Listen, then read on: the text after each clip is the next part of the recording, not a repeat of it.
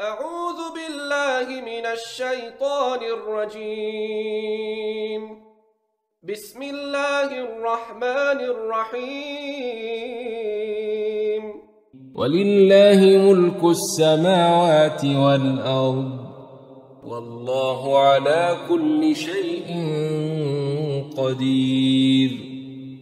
إن في خلق السماوات والأرض واختلاف الليل والنهار لآيات لأولي الألباب الذين يذكرون الله قياما وقعودا وعلى جنوبهم ويتفكرون في خلق السماوات